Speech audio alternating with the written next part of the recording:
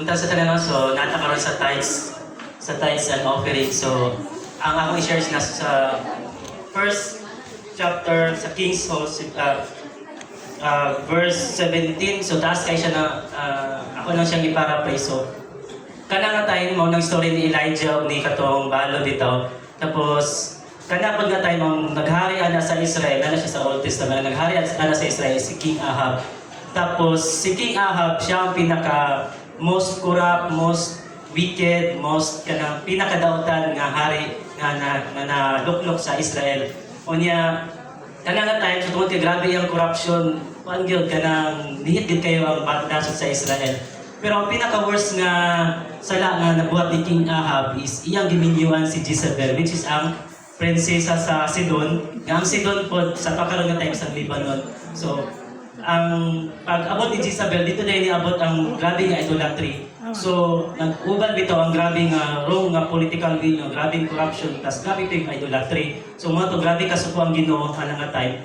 So, kung sa to ang karon nga time, di man gyud kuan sa to ano nga Philippines na siya sa siguro siya sa mga top 5 nga pinaka-most corrupt nga country, pero dili pa din na siya ang pinaka-worst nga naitabo. Ang pinaka-worst pagid nga maitabo kung masagulan pa jud ang idolatry. So good thing nga nata diri karon nagsimba, kay bisag data sa nasod nga dili siya inanakat taas ang ekonomiya pero nagtuo pagyapon ta sa Ginoo. So mas maayo gyapon nga nagtuo wag nagpabilin ta diya sa Ginoo ta libre. So to make the long story short, so si Elijah giingnan si Ginoo nga adto dito sa nasod sa Sidon. So gibuhi sa Ginoo si Elijah dili sa Israel kundi dili sa Sidon, which is ang nasod sa ilang mga kaaway. Tapos anong Ginoo dito, manay balo dito siya mag-provide sa mga gikinahanglan. Kunya pag-meet ni Elijah o ang balo, anong balo nga? Ang akong pagkaoganadri, isa na lang ni ka harina o isa ka oil. So igo na lang ni isa ka lutuan. Pagkaugmaan ni patay na ko, wala na may pagkaon. Pero ana si Elijah nga, sige lang, yatag lang na sa buwa,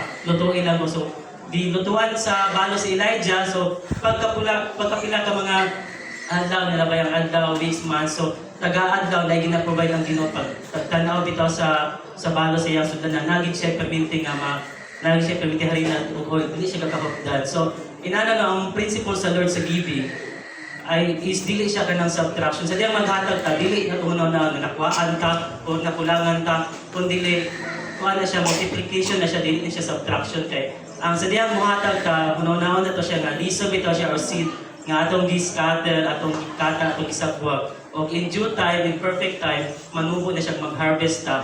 So inana ang principle sa Lord sa giving. So dili natuno na nga. So dihang muhatag ko, nakuhaan na noon ko dili. So dihang nihatag ko, nagtanong ko. So dihang nagtanong ko, mag-harvest ko. So pareha sa naitabo ni Elijah, i-provide sa Lord bisa grabe ka wicked, grabe ka kurap ang Israel. O ang balo, ipadalan sa Ginoo ang balong Elijah nga mo ay nagkos sa iya nga mabuhi pa siya. Until 3.5 years nga grabe ang drought, grabe ang sobrang pasingin yung itabo, pero na-sustain sila sa Ginoo. So, same kaya kung sa tuwa we pray ay atong non-permitting God will always provide. Bisag asa man takaroon yung sitwasyon, kung dili man ka-bless diri sa Ginoo, basin dito ka-bless sa Ginoo sa gawas, pareha sa naitabo kang Elijah, no?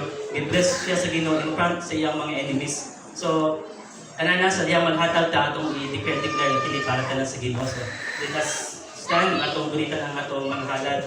O pinaka-importante maghatag ta nga cheerful giving kanang kinasingkasing mo na pinaka-the best gift para sa tubangan sa Ginoo. Lord, we thank you and we honor you, God. Lord, among ihalad, Lord, ang among dili lang among finances, Lord, but among ilang o among gi-admita, Lord, nga tanan nga kusog kaalam mo kahibalo namo Ginoo is nagikan lamang kanimo, O God. And Lord, we offer to you, O God, tanan nga nag-abot sa mga Ginoo. Despite and in spite of everything, Lord, na kakain ko sa mga nasod, sa mga isa sa mga family, sa mga personal life, Lord, we offer it to you, O God. Salamat, Lord, sa diyang maghatag ni Lord, among unaon, Lord, nga wala mi nakuhaan, kundi nag-invest mi, nag-multiply mi, dili para sa uban, kundi para sa imong gingharian, para sa imong kingdom, O God. And Lord, we pray, we decree and declare, O God, Lord, this sevenfold declared blessings, Ginoo, Lord, ngayong giingon, O God, sa Malakay treated, Ginoo, that we pray, we declare that our family are well guarded, our family will live in good health, our family will have blessings of it that we can contain. We have an open heaven life, super abundant crops, O God. We pray that the life of our family, nothing will be wasted.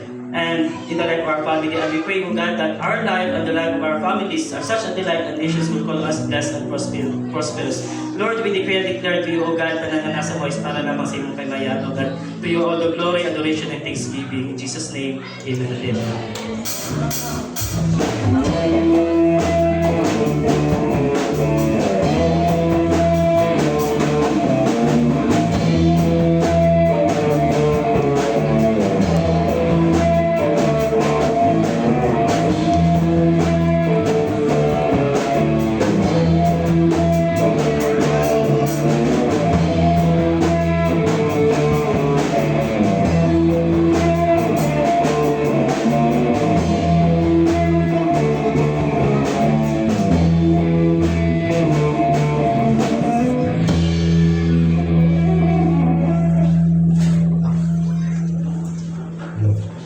Sige, magkampunta sa atong closing prayer.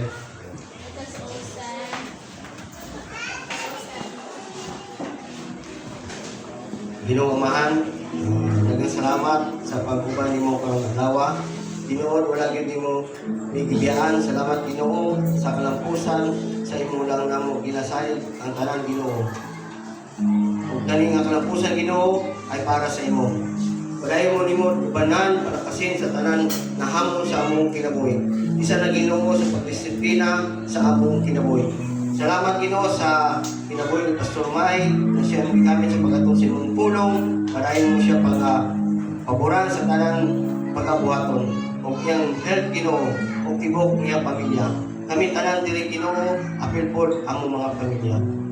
Ginoo, sa akong pagbulag-bulag karon nga Banan minimo Ginoo sa imong balaan nga dugo na makaabot kami sa among mga temporary nga pinayanan nga safe and secure. Hinita na Ginoo ang ginataas sa imong ngalan na gamhanan sa tanan. Amen.